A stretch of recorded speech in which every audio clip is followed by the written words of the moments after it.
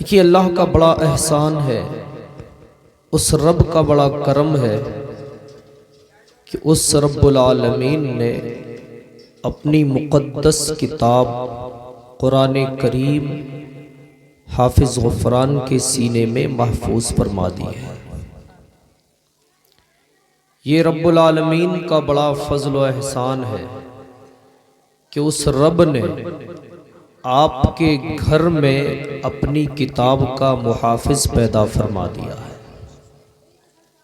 اللہ محافظ ہے، حفاظت کرنے والا ہے، لیکن اس نے اپنے فضل سے، اپنے احسان سے، اپنے محبوب صلی اللہ علیہ وسلم کے صدقے آپ کے بچے کے سینے کے ذریعے اس کتاب کی حفاظت فرمائی ہے۔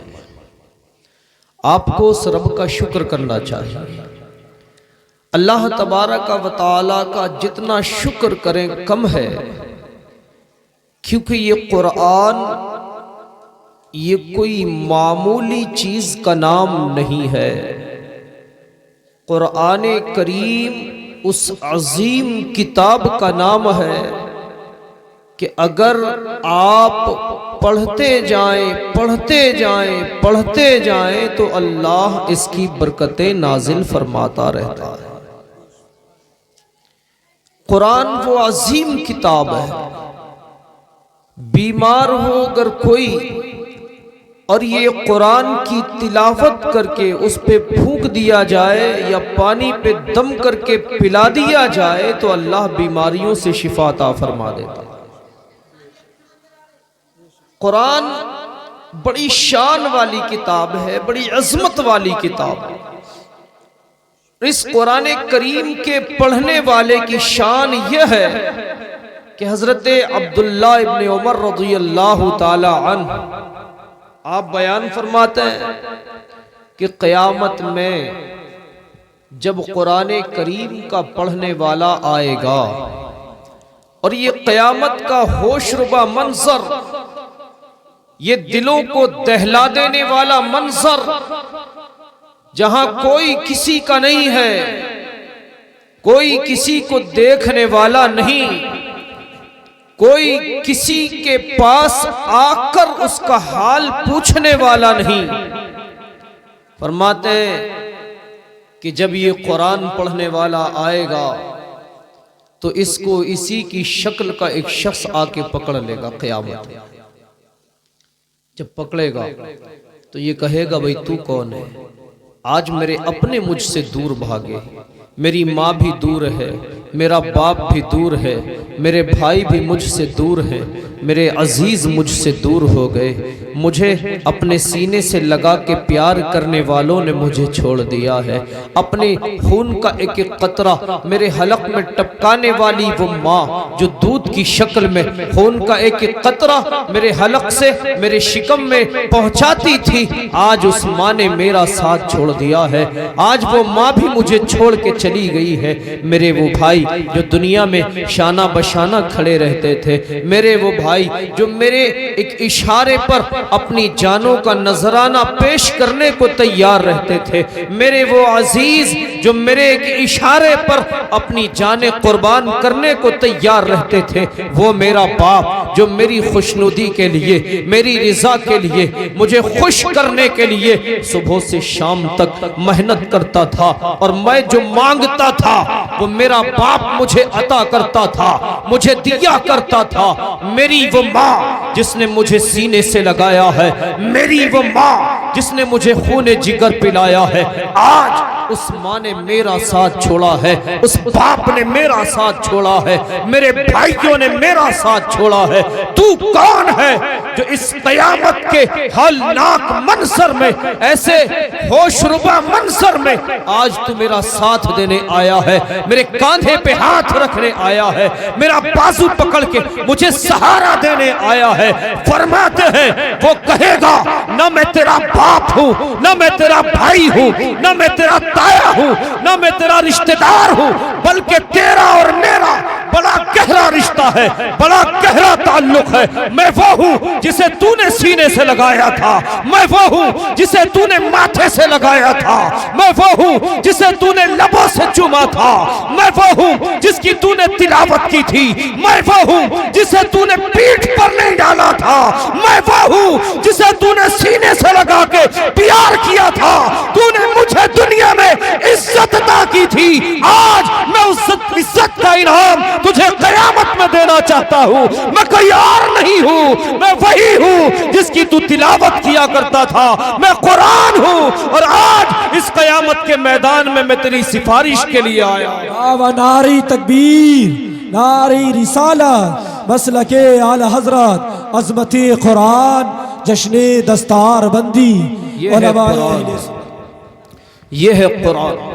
یہ کہے گا میں قرآن ہوں جس کی تو نے دنیا میں تلاوت کی، جس کو تو نے لبوں سے چوما، جس کو تو نے زبان سے پڑھا، جس کو تو نے آنکھوں سے دیکھا، جس کو تو نے دنیا میں عزت دی ہے، جس کو تو سینے سے لگا کے چلتا رہا ہے، جس کو تو نے سینے میں محفوظ کیا ہے۔ جب تو نے دنیا میں مجھے عزت سے نوازا ہے، آج اس عزت کا انعام تجھے دیا جا رہا ہے، آج اس چومنے کا بدلہ تجھے دیا جا رہا ہے، آج ماتھے سے لگانے کا اور لبوں سے چوم کر زبان سے تلاوت کرنے کا انعام تجھے عطا کیا جا رہا ہے۔ یہ قرآن پڑھنے والے کے بازو کو پکڑے گا اور لے کے پہنچے گا جنت کی طرف۔ جب جائے گا، جب دوڑے گا جنت کی طرف اور جنت کے دروازے پہ پہنچے گا اور دروازہ کھٹکھٹایا جائے گا، رضوان ارم کہے گا کون ہے؟ یہ کہے گا انا القرآن ومع القاری، میں قرآن ہوں اور میرے ساتھ میری تلاوت کرنے والا بھی ہے، میرے ساتھ میرا پڑھنے والا بھی ہے، میرے ساتھ میرا چومنے والا بھی ہے۔ دروازہ جنت جنت کے دروازے کو کھولے گا اور پوچھے گا کیوں آئے ہو؟ یہ عرض کرے گا کہ میں اپنے پڑھنے والے کو جنت میں داخل کرنے کے لیے آیا ہوں۔ اللہ اللہ، حضرت عبداللہ ابن عمر رضی اللہ عنہما فرماتے ہیں کہ جب یہ لے کر جنت میں جائے گا، مکمل توجہ رکھیں، جب یہ قرآن اپنے پڑھنے والے کو لے کر جنت میں داخل ہوگا تو جنت کے محلوں میں دیکھے گا، جنت کے بنگلوں میں دیکھے گا، جنت کے باغات میں دیکھے گا، جنت کے کسی محل پر اس پڑھنے والے کا اس کو نام نظر نہیں آئے گا۔ یہ واپس پلٹے گا، جب واپس پلٹے گا تو پھر کیا ہوگا؟ یہ واپس آئے گا تو رضوان ارم پوچھے گا کیا ہوا، داخل نہیں کیا؟ تو پھر قرآن کہے گا کہ میں نے اس پڑھنے والے کا جنت کے کسی محل پہ نام نہیں دیکھا۔ تو رضوان ارم مسکرا کے جواب دے گا قرآن تجھے پتا نہیں ہے، قرآن تجھے معلوم نہیں ہے، اے قرآن کیا تجھے معلوم نہیں ہے آج کے دن اللہ نے قرآن پڑھنے والے کے لیے کوئی ایک محل نہیں، دو محل نہیں، تین محل نہیں، اللہ نے ساری جنت قرآن پڑھنے والے کے نام کر دی۔ تو جہاں چاہے، جس محل میں چاہے، اپنے پڑھنے والے کو داخل فرما دے، تو جہاں جاتا رہے گا اور اپنے پڑھنے والے کو لے جاتا رہے گا، وہی جنت اللہ تبارک و تعالی نے پڑھنے والے کے نام فرما دی ہے۔ اب تو جہاں چاہے، جس محل میں چاہے، اپنے پڑھنے والے کو داخل فرما دے، اپنے پڑھنے والے کو داخل فرما دے۔ یہ شان ہے قرآن کی تلاوت کی۔ اب سوال یہ ہوتا ہے کیا یہ حافظوں کے لیے ہے؟ کیا یہ قاریوں کے لیے ہے؟ کیا یہ عالموں کے لیے ہے؟ نہیں نہیں میرے عزیزو، یہ حافظ و قاری و عالموں کے لیے نہیں ہے، بلکہ ہر اس قرآن سے محبت کرنے والے کے لیے ہے، قرآن کی تلاوت کرنے والے کے لیے ہے، جو قرآن کو دیکھ کر پڑھنا جانتا ہے یا بغیر دیکھے حفظ قرآن پڑھنا جانتا ہے، بہرحال قرآن کی تلاوت کرتا ہے، قرآن سے محبت کرتا ہے، چاہے ناظرہ پڑھتا ہو، دیکھ کے پڑھتا ہو، چاہے بغیر دیکھے پڑھتا ہو۔ اگر قرآن کی تلاوت کر کے دنیا سے چلے گئے، ایمان کی حالت میں دنیا سے چلے گئے، یہ قرآن کل جنت دلانے کے لیے ضامن ہو جائے گا، ضمانت بن جائے گا، اور یہ بازو پکڑ کے اپنے پڑھنے والے کو جنت میں داخل فرما دے۔ تو ضرور قرآن کی تلاوت کریں، ضرور قرآن پڑھا کریں۔ قرآن وہ واحد کتاب ہے جس کا پڑھنا بھی عبادت ہے، جس کا سننا بھی عبادت ہے، جس کا چومنا بھی عبادت ہے، جس کا دیکھنا بھی عبادت ہے، جس کا سینے سے لگانا بھی عبادت ہے۔ قرآن وہ کتاب ہے، پڑھنے والا بھی رحمت کا مستحق ہوتا ہے اور سننے والا بھی رحمت کا مستحق ہو جاتا ہے۔ کتنی کتابیں آئیں، کتنے صحیفے آئے، آسمانی کتابیں ہیں، تورات ہے، زبور ہے، انجیل ہے، کسی کی حفاظت کا ذمہ اللہ تبارک و تعالیٰ نے نہیں لیا، لیکن جب قرآن کا معاملہ آتا ہے تو اللہ فرماتا ہے اِنَّا نَحْنُ نَزَّلْنَا الذِّكْرَ وَإِنَّا لَهُ لَحَافِظُونَ، بے شک رب ہی ہے اس کتاب کو نازل کرنے والا اور رب ہی اس کی بہترین حفاظت کرنے والا ہے۔ اللہ نے قرآن کی حفاظت کا ذمہ لیا ہے۔ قرآن کو مٹانے کی کوششیں ہوتی رہی اور قرآن کو مٹانے کی ناپاک سازشیں ہوتی رہی اور آج بھی ہو رہی ہیں اور قیامت کی صبح تک ہوتی رہیں گی، لیکن یاد رکھو اللہ نے مسلمان کے بچوں کے سینوں میں اس کتاب کو محفوظ فرما دیا ہے۔ تم ایڈیشن بدل سکتے ہو، تم تغیر تبدل کر سکتے ہو، لیکن یاد رکھو جس کی حفاظت خود رب کائنات فرما رہا ہے، خدا کی قسم نہ وہ کتاب کل مٹی تھی نہ آج مٹی ہے اور نہ قیامت کی صبح تک مٹ سکتی ہے۔ نبی کو مٹانا چاہا تھا، جب نبی کو نہ مٹا سکے تو نبی پر نازل ہونے والی کتاب بھی نہیں مٹ سکتی۔ یاد رکھو مسلمانوں، مٹ گئے، مٹتے ہیں، مٹ جائیں گے دشمن تیرے، نہ مٹا ہے نہ مٹے گا کبھی چرچا تیرا۔ سبحان اللہ، نعرہ تکبیر، نعرہ رسالت، مسلک اعلیٰ حضرت علماء اہل سنت سید صاحب قبلہ، عظمت قرآن، سبحان اللہ سبحان اللہ۔ یاد رکھیں قرآن کو مٹانے والے مٹ گئے، ان کے نام و نشان باقی نہ رہے، ان کی نسلیں ختم ہو گئیں اور انشاءاللہ ختم ہو جائیں گی، لیکن قرآن کل بھی ایسے ہی تھا، آج بھی ہے اور قیامت کی صبح تک باقی رہے گا۔ ہے قول محمد قول خدا، فرمان نہ بدلا جائے گا، بدلے گا زمانہ لاکھ مگر قرآن نہ بدلا جائے گا۔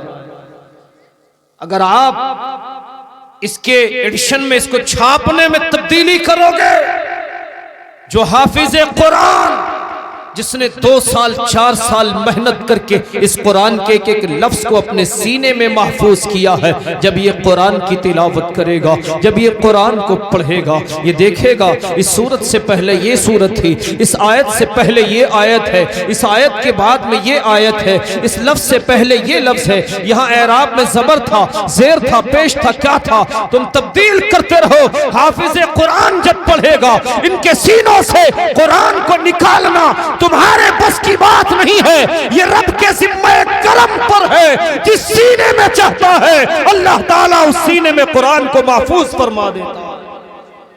شادیاں ہر گھر میں ہوتی ہیں، نکاح ہر گھر میں ہوتے ہیں، صحرا سب کے سر پہ بندھنا ممکن ہے، لیکن دستار حفظ کا صحرا ہر کسی کے سر پہ نہیں باندھا جاتا۔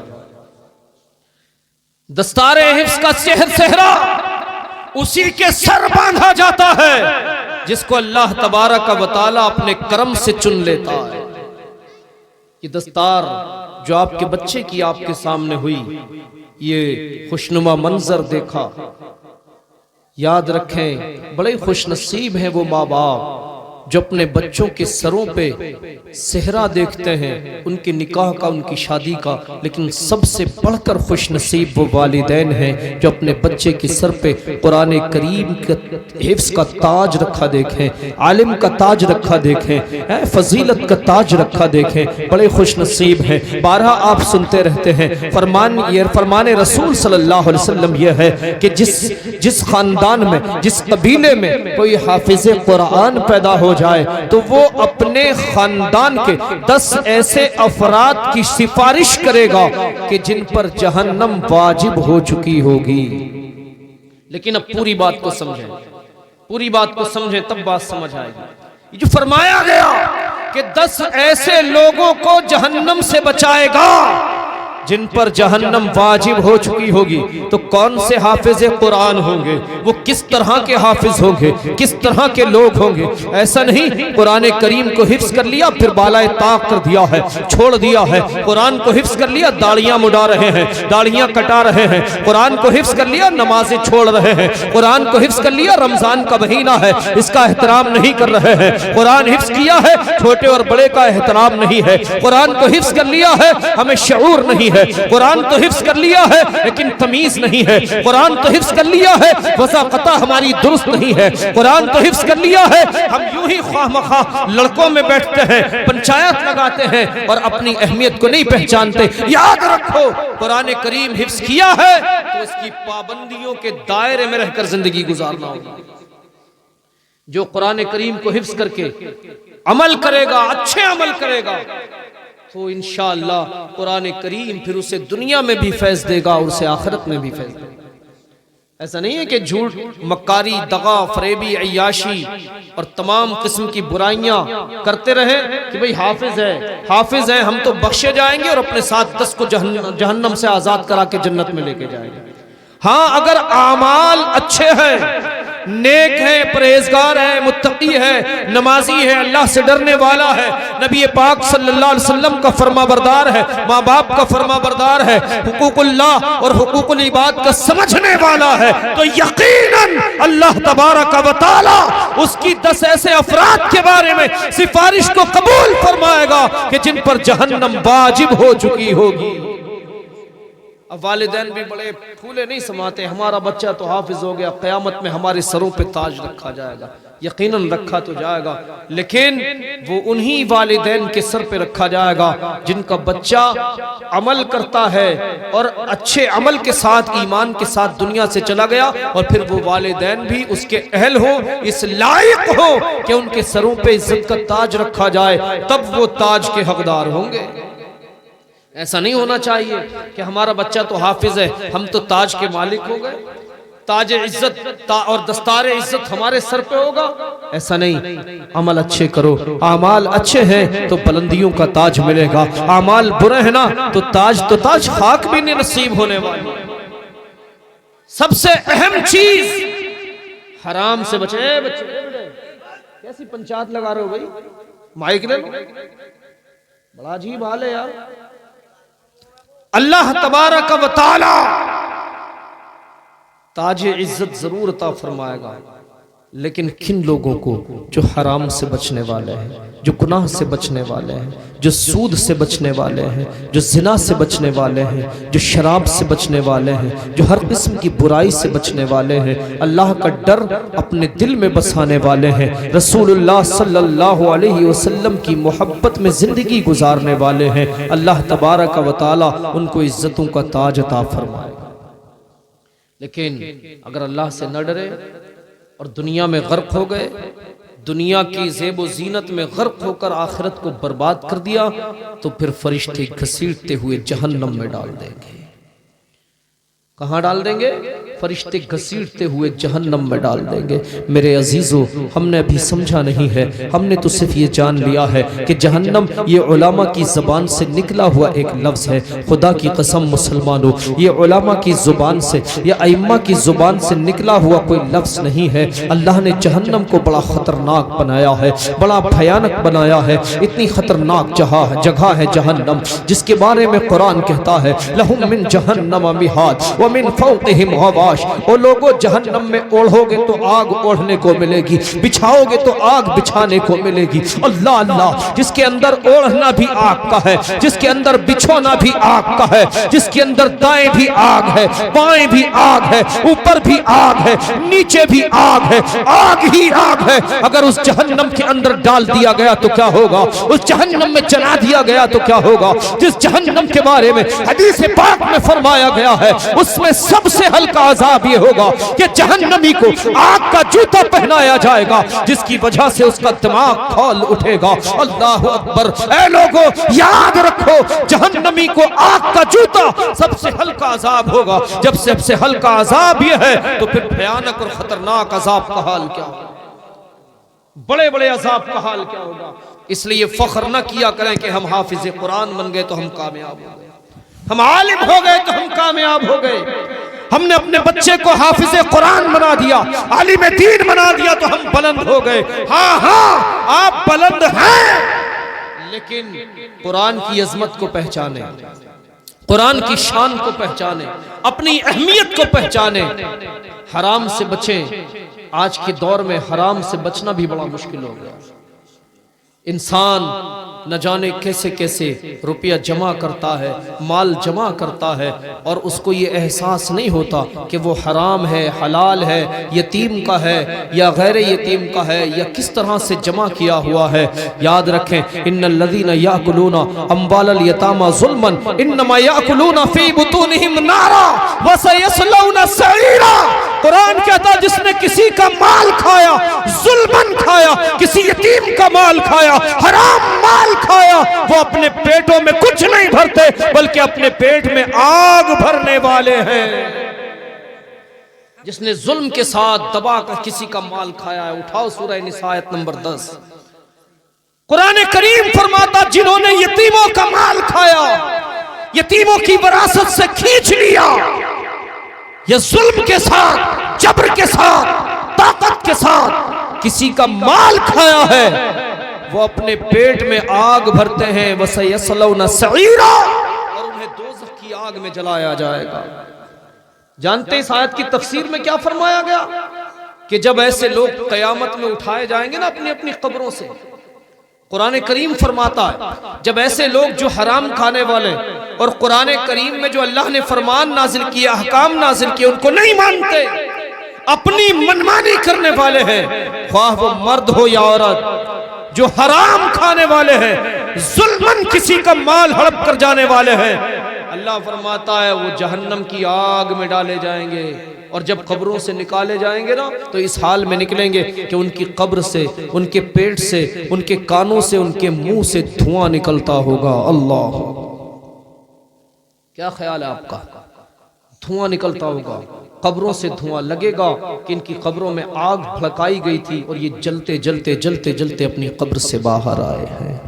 میرے عزیزو، روکھی کھا لو، سوکھی کھا لو، بھوکے رہ لو، فاقہ کر کے زندگی گزار لو، لیکن اللہ کے واسطے حرام لقمہ اپنے حلق سے مت اتارنا، کیونکہ حرام کی نحوست کا بھی آپ کو اندازہ نہیں ہے۔ حرام کی نحوست کا جس دن قوم مسلم کو اندازہ ہو گیا، خدا کی قسم اس کا ایمان مضبوط ہو جائے گا، اس کا عقیدہ مضبوط ہو جائے گا۔ یاد رکھو، آج جو خوار ہو رہے ہیں، جو ذلیل ہو رہے ہیں، اس کی سب سے بڑی وجہ ایک یہ بھی سامنے آئی ہے کہ آج قوم مسلم نے حرام اور حلال کا شعور ختم کر دیا۔ اسے معلوم نہیں ہے جو لقمہ ہمارے حلق سے اتر رہا ہے، یہ لقمہ حلال ہے، یہ لقمہ حرام ہے۔ میری بلڈنگ بن جائے، میری عمارت بن جائے، میرے بنگلے بن جائیں، میرے محل ہو جائیں، میری زمینیں ہو جائیں، مجھے لوگ دنیا میں عزت والا کہیں، مجھے لوگ دنیا میں شان والا کہیں، مجھے لوگ دنیا میں مال والا کہیں، یاد رکھو میرے عزیزو، تم دنیا میں کسی کا مال دبا کر، کسی کی جائیداد کھینچ کر مال والے تو ہو سکتے ہو، دولت والے تو ہو سکتے ہو، دنیا دار کی نظر میں عزت والے تو ہو سکتے ہو، لیکن یاد رکھو کل قیامت میں اٹھائے گئے ذلیل کر دیے جاؤ گے، خوار کر دیے جاؤ گے، برباد کر دیے جاؤ گے، رسوا کر دیے جاؤ گے۔ قبروں سے اٹھائے جائیں گے ایسے لوگ تو قبروں میں آگ بھڑک رہی ہوگی، دھواں نکل رہا ہوگا، لوگ دور سے پہچانیں گے اور سمجھ جائیں گے یہ وہ ظالم آ رہے ہیں جو دنیا میں اپنے بھائیوں کا مال ناحق کھاتے آئے اور ظلم کے ساتھ اپنے بھائیوں کا مال حلق سے اتار کے آ رہے ہیں۔ آج دیکھو ان کی نحوست یہ ہے کہ اللہ تبارک و تعالیٰ نے ان کے جسم سے دھواں نکالا۔ کیا سمجھایا ہم نے؟ میرے عزیزو، توبہ کر لو، توبہ ابھی توبہ کر لے بندے، ہے در توبہ کھلا، ورنہ پچھتائے گا جب پانی گیا سر سے اتر۔ سمجھ رہے ہیں؟ اللہ تبارک و تعالیٰ ارشاد فرماتا ہے جس نے مال حرام کھایا اس کا حال یہ ہوگا کہ اس کی قبر سے اور اس کے پیٹ سے، اس کے منہ سے، اس کے کانوں سے دھواں نکلے گا، لوگ پہچان جائیں گے۔ میرے عزیزو، یہاں چھپ کر کھاتے رہو یا اعلانیہ کھاتے رہو، کسی کو پتہ چلے یا نہ چلے، لیکن وہ رب ضرور دیکھ رہا ہے۔ ان ربک لبالمرصاد، میرے پیارے، بے شک رب ہر جگہ دیکھ رہا ہے، رب سب کچھ دیکھ رہا ہے۔ ہم اللہ سے نہیں بچ سکتے ہیں، اللہ کی پکڑ سے بھی نہیں بچ سکتے ہیں۔ جھوٹ ہمارے معاشرے میں عام ہو چکا ہے، جھوٹ سے پرہیز کیجئے گا، سچی توبہ کیجئے گا کہ اللہ تبارک و تعالی توبہ کرنے والوں کی توبہ کو قبول فرما لیتا ہے۔ فرماتا الف لام میم اللہ اعلم بمرادہ، الف لام میم سے اللہ کی کیا مراد ہے یہ رب جانتا ہے یا محبوب رب جانتا ہے؟ اللہ لا الہ الا هو الحی القیوم، وہ رب ہے جو معبود ہے، اس کے سوا کوئی معبود نہیں، اس کے سوا کوئی عبادت کے لائق نہیں۔ الحی القیوم، خود بھی زندہ اور قائم ہے اور اپنی قدرت سے اوروں کو بھی زندگی عطا فرمانے والا ہے۔ جب وہ خالق ہے، وہ مالک ہے ہماری زندگیوں کا، تو پھر ہمیں اسی سے ڈرنا ہے، اسی کی عبادت کرنا ہے، اسی کی بارگاہ میں جھکنا ہے۔ اسے چھوڑ کر اگر کسی بارگاہ میں جھکے تو بربادی ہمارا مستقبل بن جائے گی۔ فمن يعمل مثقال ذرة خيرا يره ومن يعمل مثقال ذرة شرا يره۔ ہم نے کیا سمجھا ہے؟ آخرت کو کچھ بھی نہیں سمجھا ہم نے۔ جب یہ آیت مبارکہ نازل ہوئی نا، اور یہ 2 جز آخر کے نازل ہوئے سورہ زلزلہ میں، ومن يعمل مثقال ذرة خيرا يره ومن يعمل مثقال ذرة شرا يره، جب خیر اور شر کی بات آتی ہے، جب اللہ فرماتا ہے جو ذرہ بھر خیر کرے گا قیامت میں اس کو دکھایا جائے گا، جو ذرہ بھر برائی کرے گا قیامت میں اس کو دکھایا جائے گا۔ جب سیدنا ابو بکر صدیق رضی اللہ تعالی عنہ نے سنا تھا نا کہ خیر اور شر اللہ تعالیٰ سامنے رکھے گا، تو صدیق اکبر کانپنے لگے تھے، جسم پر لرزہ طاری ہو گیا تھا، صدیق اکبر کی سانسیں تھم گئی تھیں۔ اللہ اکبر! اور صدیق اکبر عرض کرتے ہیں یا رسول اللہ صلی اللہ علیہ وسلم، کیا ذرہ بھر برائی کرنے والے کو بھی دکھایا جائے گا، ذرہ بھر نیکی کرنے والے کو بھی دکھایا جائے گا؟ آقا فرماتے ہیں ہاں ابو بکر کہ جسم پر لرزہ ہے، لرزہ۔ کون ابو بکر ہیں؟ وہ ابو بکر جن کو حضور نے فرمایا تھا ابو بکر تم جنتی ہو۔ اللہ اللہ! جس کو نبی فرمائے تم جنتی ہو، جس کو نبی کہہ دے تم جنتی ہو۔ زمین پھٹ سکتی ہے، آسمان پھٹ سکتا ہے، طوفان اپنا رخ بدل سکتا ہے، سمندر سوکھ سکتے ہیں، لیکن مصطفیٰ جان رحمت شمع بزم ہدایت صلی اللہ علیہ وسلم کی زبان سے نکلا ہوا جملہ کبھی بدل نہیں سکتا، کبھی غلط نہیں ہو سکتا۔ میرے نبی فرماتے ہیں ابو بکر تم جنتی ہو، تم جنتی ہو، تم جنتی ہو۔ ابو بکر غار یار ہیں، غار یار بھی ہیں، غار سور میں حضور کے ساتھ بھی رہے ہیں، اور آج بھی مزار مبارک میں حضور نبی پاک صلی اللہ علیہ وسلم کے قدم مبارک کو چوم رہے ہیں۔ نعرہ تکبیر، نعرہ رسالت، مسلک اعلی حضرت، جشن دستار بندی سید دانش میں اب اسماعیل صاحب قبلہ۔ آج بھی مزار میں میں نے بھی اپنے آنکھوں سے دیکھا، مدینہ شریف میں آپ نے بھی دیکھا ہوگا جتنے لوگ گئے ہیں۔ اللہ تعالی ہم سب کو بار بار مدینے کی حاضری نصیب فرمائے۔ آج بھی مزار مبارک میں ابو بکر پیارے آقا کے قدم مبارک میں آرام فرما رہے ہیں۔ وہ ابو بکر جس کو نبی فرمائے ابو بکر تم جنتی ہو، ان کے جسم پر لرزہ ہے۔ اور تبھی یہ بات حضرت صدیق اکبر کی زبان پہ آئی، جب جاتے نا اب باہر اور کسی سبزے پہ نظر پڑتی، ہری گھاس پہ نظر پڑتی، تو رونے لگتے تھے، اللہ کی بارگاہ میں عرض کرتے تھے مولا تو مجھے ہری گھاس بنا دیتا، سبزہ بنا دیتا، کوئی جانور آتا چر کے چلا جاتا، میں تیری بارگاہ میں حساب دینے سے بچ جاتا، میں تیرے سامنے کھڑے ہو کر زندگی کا حساب دینے سے بچ جاتا۔ میرے عزیزوں، جن کو اللہ کے رسول نے فرما دیا ہو ابو بکر تم جنتی ہو، اب ان کے جنتی ہونے میں اگر کوئی شک کرتا ہے، کسی کو ان کے جنتی ہونے میں شک ہے، تو وہ تارہ اسلام سے خارج ہو جاتا ہے۔ یہ ایمان سے اس کا کوئی تعلق نہیں رہتا، اسلام سے اس کا کوئی تعلق نہیں رہتا، کیونکہ ابو بکر کو جنتی کہنے والا کوئی دنیا دار نہیں ہے، مدینے کا تاجدار ہے، نبیوں کا سردار ہے، امت کا غمخوار ہے، مالک کون و مکان ہے، یہ وہ نبی ہے، یہ رحمت للعالمین ہے، یہ رب کے محبوب ہے، اور رب کے محبوب جو کہہ دیتے ہیں اللہ तबारक व तआला वही फरमा देता है।